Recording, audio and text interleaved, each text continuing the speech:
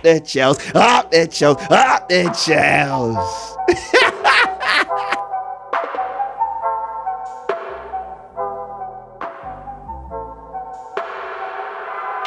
Yes, my people.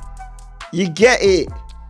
Welcome back to the From Perspective YouTube channel, the channel that exists to provide balanced takes on a beautiful game. My name is Kwesi, and this is a match reaction for Chelsea versus West Ham Friday night game. And I'm telling you people, we got it cracking. You get it? Of course, this is the Chelsea Notebook where I talk Chelsea match reactions, player ratings. I've got my player rating video coming up very, very soon. So don't you worry. Just stick around, stay tuned, have a look out for that. And listen, let me jump because I'm already gassed. Yeah? Let me just give you the energy already, yeah? And match it, please, yeah? Just go ahead and like this video. Go ahead and subscribe to this video. Do you get it, yeah? And run up the likes on this video if you can, man. Hit that bell icon as well so you know you get a notification when I upload, man. Let's talk about it. Alright, I've got notes on notes today, yeah. Listen, I've got my notebook, yeah? Alright. Yesterday's game. Let me just talk to you about how I was feeling after yesterday's game. I can't even lie out to you, cast. Yes, boys. We're back at it. Yeah? Listen, after that Palace game, this West Ham game, yeah? Sorry, I got this cookie wrapper in my pocket. That West Ham game, that could have been a big banana skin. Do you get it? Sorry, I've just even woke up. I've got all boogers in my eye, all that, yeah? But I had to get this out as early as pass. This West Ham game, yeah, was a potential banana skin. We're talking old manager. We're talking London rivals. They're going to be up for it. They've just lost the first game. They're definitely not going to want to lose to the CHELS. And it's away from home on a Friday night. We're traveling from west to east. Yeah, that's far. You get it? But we turned up. And we really took it there. Yeah? We could have scored 1, but instead we scored 5. We really took it there. Beautiful performance, guys. Beautiful performance. So many good passages of play. So many people that I could highlight. Chalobah. Oh my gosh, you're gonna see it in my player ratings. And you know why I'm so happy that Chalobah played well, yeah? Because I thought he played amazing against Palace. But when I did my player ratings video for that game, I actually forgot to include Chalobah, and I don't know how. I was looking back on it. I was like, I think I've missed a player, and I ended up missing him. So yeah, the crazy times. But look, all I can say is this: we're putting that work. Do you get it? We're putting that work. So yeah, I'm super happy about that, man. It's a great result. So let's get into it, man. Let's get into it. We'll do a separate player ratings video, but let's just talk. I made notes for the first half and notes for the second half. And I guess I've made notes as a, sorry about that loud noise, but I've made notes as like an overall. So first half thing, you know what? It's so funny because I was going to go live and then I had a meeting. So I couldn't even go live in the end, yeah? And then when I was going to do a match preview, again, I was back at work. I couldn't even like find the I'm moving like Stormzy. When you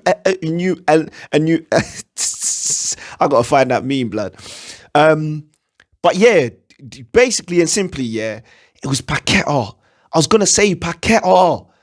He's a problem. He's a big problem. C'est a big problem. Yeah, Bonsoir, it's a big problem. Yeah.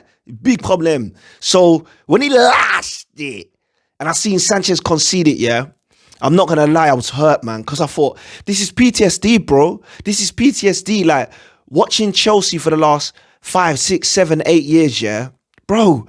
I've seen Kepa concede this goal consistently. Ball's lashed from way far out. Kepa's diving with this arm and the ball just goes there. You know, like right in this corner here. Pain. So I was just thinking, this is not it, man. This is not it. And I've potentially, in my player ratings, given him maybe too harsh of a rating. Like, now I've sat on it because I went live on the Football Terrace last night. Shout out to Terry. Shout out to CB. Shout out to David over there. Shout out all my Chelsea brothers. Shout out Andrew Barnes. Go subscribe to his YouTube channel as well. Shout out to all my Chelsea bros, man. Shout out Jesse as well. Yeah, like I think I might have been a bit too harsh on him because realistically, yeah, it was a banger. It was a banger. It was a banger. And on another, like, I remember John Duran scoring that goal last year for Villa. Picked it up, and I don't even know who they were playing. They might have been playing Brentford or something. Picked it up, middle of the park, and just absolutely, like, lashed it.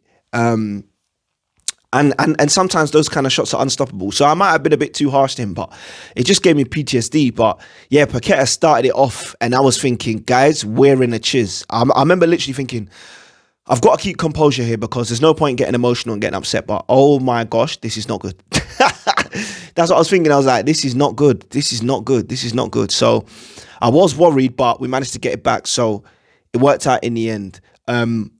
My second thing was, at first I was kind of thinking, yeah, Maresca needs to change his approach. Like, we conceded the goal, and then it was like, we just felt so slow, so sluggish. But you know what, yeah? I know, like, when we got Maresca, so many of the Leicester people I know was sort of telling me, yeah, Quest, he's stubborn, mate. He's stubborn. Like, just accept it. Like, this is what it's going to be. He's always going to be stubborn. He's never going to change. He's only got one plan. You've just got to accept it for what it is. And you know what? Honestly, watching the game yesterday, my first initial thought was, yeah, he's got to switch it up. But honestly, I came back to thinking, there's no point. There's no point. We've seen Maresca's style of play work, so why would we change it? The only thing is that we need to find a way to make it better and make doing it better quicker. That is what we needed to do. And I actually felt like yesterday, once the disallowed goal went in, we were making it work and work better, and we were doing it faster consistently. So it ended up working out in the end. So I thought that was beautiful, and I loved that. There was one chance in the first half especially, right, where the ball got crossed in. I think it was Neto. Cut it back on his right foot, crossed it back post. And you know what I loved was Esteval arriving at the back post. I was just thinking about it in a week. I remember City, like 2018, 2019, when they had like Sterling and Sane, yeah, and they basically scored all of their goals. I just seen the Ramirez go in the background. Make Chelsea great again.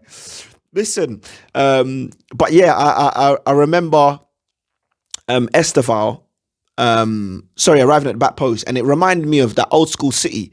You know, Sterling, Sane, there was always someone back post, and it just made me think. I remember going into this West Ham game thinking, yo, we need to have players arriving at the back post because all the Crystal Palace game, I think I saw like 3 or 4 shots fizz across the box. No one's there. That can't be it. So seeing Esteval arrive there, oh my gosh, the joy in my soul.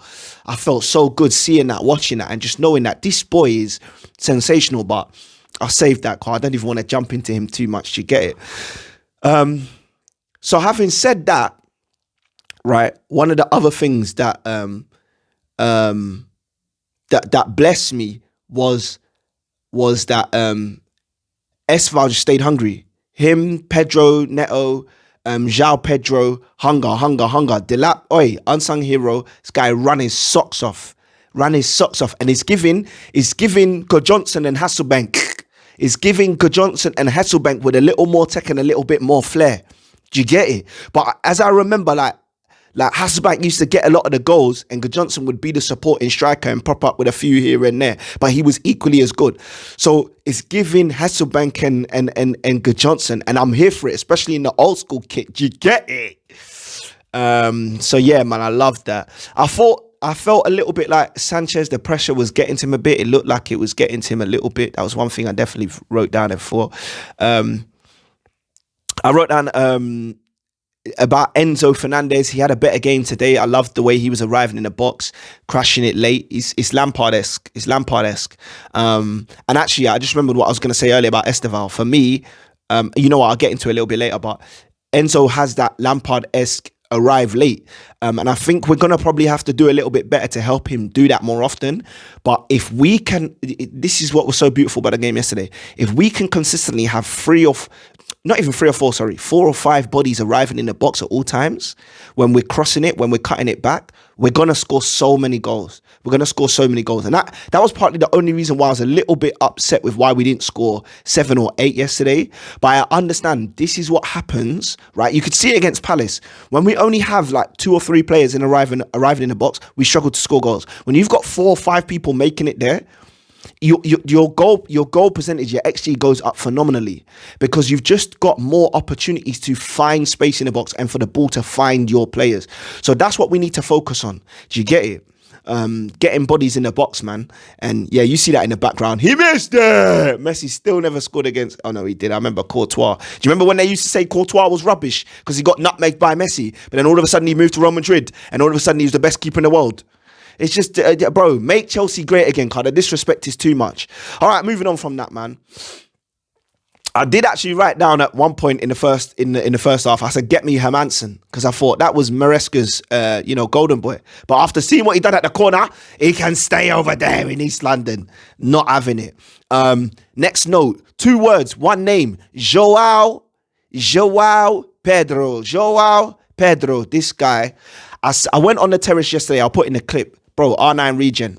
And I'm not talking about R9 region in terms of, like, is he gonna be El Phenomenal, or whatever they call him, El Phenomenal? Is he gonna be the next R9? Probably not, yeah. But has he got tech like him? Yeah, he's got tech like him. The chance he had where he dropped it, chested it down and banged it. I've not seen a Chelsea player do that in years. And this is what I'm loving about Esteval and João Pedro and Pedro Neto. Guys, we've missed flair, you know. We've missed flair. No, listen, no disrespect to Madueke, because I actually loved Madueke. And if he ever sees this video, listen, I loved you, but I hated the fact that you moved, bro. I really, really did, because I felt like you could have been more. But I loved Madueke, but his flair wasn't flaring. He's a tech man, pure tech. Do you get it? So he needs to arrive and do tech quickly and get out of there. Esteval, João Pedro, these are flair, man. And I know that Esteval tried a couple flicks and missed it, but guys, we want this. You actually want this. You want to bring football back to make Chelsea great again, yeah? We have to bring things that nobody else is bringing. Nowhere else in the league are we seeing, man, with just pure flair. We're not seeing it. Verts at at Liverpool, is probably the closest thing to flair. Ekitike, probably the closest thing to flair. Yeah? And that's only now. Firmino is the last person that I saw from them that used to have flair like that. You know, with the backwards goal. He used to do that. Firmino, yeah? Man City, you've got Shirky now, yeah? You've got Savinho, you got Doku, yeah? These men are flair. This is flair. You want flair. People have been trying to take flair out the game. Stop it. If I hear another manager say, none of them flicks and tricks, tippy tappy stuff, God, allow it, bro. Get out of here. Football is entertainment. It's joy. Do you get it? We need that back, and Estevan and Joao are bringing it back. So R9 region, I said it with chest and I'll say it again. R9 region, let the comments and the people come for me. I don't care, bro. I'm saying it with chest and I mean it. Yeah? And if he even does half of what R9 did at CHELS, we'll be great again, boy. We'll be great again. Delap, like I said, my only issue with Delap yesterday was there was periods of the game in the first half, especially where the ball would hit him and it bounced off. And I just thought, Delap, I'm gonna need more from you. But knowing that he's running his socks off, the energy that he's using, it must be tough to do that. So I'm not even gonna slag him off, because I thought he had a phenomenal game. And honestly, listen, when the ball starts dropping to Delap and he's getting shots off, just know to be on watch, because I'm telling you now, I'm truly saying it now. This guy, he's something else, man. He's something else. The energy, the strength, the galloping, bro, the tech in tight areas. Do you know how many times? For all of the times, yeah, maybe it was like 4 or 5 times the ball bounced off him. There was also another 4 or 5 times where the ball dropped into him and he just flicked it off. So I don't mind if he's not going to hold it, if he can flick it off and be successful. Do you get it? But I just need it more often. But I can't hate on him because he was great. Neto, boy, big shout out. He's our hardest working player. Outside of Caicedo, he's our hardest working player. And I understand why Esteval got man of the match yesterday, because he got the assist. It probably should have gone to João Pedro. But Esteval is also a hard worker. And this is what I was saying. Shout out to my boy Andrew Barnes, by the way, yeah. After the last call-in, I think we did, what do you call it? We did Football Terrace. We did six-sided, yeah. After that, we stayed and we just chopped it up for like half an hour, maybe even longer. And we were just saying, yo, do you know what it is about CHELS that is so important, that people have forgotten over the years because we become successful? We've always been a humble team. When we weren't winning, we were humble. We knew what our deficits were. We knew where we weren't great, and we knew where we could improve. And that's why Mourinho was able to come into a team that had John Terry, that had Lampard, and he could say to people like Lampard, you need to be the best in the world. You can be the best in the world. And that's why he said it to Harry Kane as well. That's why he said to look at that Torres goal. One of my favorite goals of all time. Shout out to Torres, man. Yeah. But that's why if you go and type it in, you see the clip, yeah, of Gary Cahill or John Terry. I think it might be Gary Cahill or John Terry. John Terry was saying that Mourinho, when he came back in 2015, there was one training session and they weren't up to par. Mourinho said, you know what? He told them, F off, you lot are rubbish. I'm going to go buy Varane and he's going to come and he's going to take your spot and I'm going to sell you both. And he said, them man went and crashed it on the squad after that. And after that, they went to a world-class level and won the league. So this is what I mean. When we're humble, yeah, when we know that we can get it back, but we're humble, like we understand, yo, there's space for us to grow. We're such a better team. And that's what I loved about Chelsea yesterday. That was just a real humble, hard-working performance. And people like Pedro Neto, by the way, who's been doing it since all last season, and Pedro Neto, João Pedro, Esteval, Caicedo, Chalobah, Tosin, Delap, bro, these guys are so hardworking, and we needed that because we just had moments, yeah, under Poch, and moments under Maresca last season where Madueke wouldn't work hard enough, where you'd see people like Mudryk sometimes not fully tracking back, not doing the work. Shout out to the five guys, man. Yeah, we can't have it. We just can't have it. This is Chelsea, and at Chelsea, you got to understand, like, we work hard over here because we know what we were, and we know what we can be again. So we have to work hard over here. So that's that. Sorry, guys. Coming into my, oh my gosh, coming into my final couple of points now. Chalobah, wow. Chalobah, you're gonna see my match reaction, guys. Yeah, Chalobah, bro, 10-10. 10-10, this guy was clearing up. He was getting balls out. I wanted to say pause, but we're not gonna pause it, man. He was getting balls out the box. He was clearing the lines and then slapping it long. Yeah. Pause, bro. What, bro? Yeah, I can't even talk too much on just like how many times he was squared up one-on-one, dealt with the problem. The ball's coming in the box. They're trying to dribble past him. He's stopping it right outside the 18-yard. He's then clearing it long, finding passes in behind. Like, you know, making runs up the right-hand side. Like there was one, I think it was the first half, yeah, where they've won the ball back and it's like between him and Esteval, and he wins it back and then knocks it on and just runs down the right-hand side wing. Like, bro, this guy's top tier, man, and people need to put respect on his name.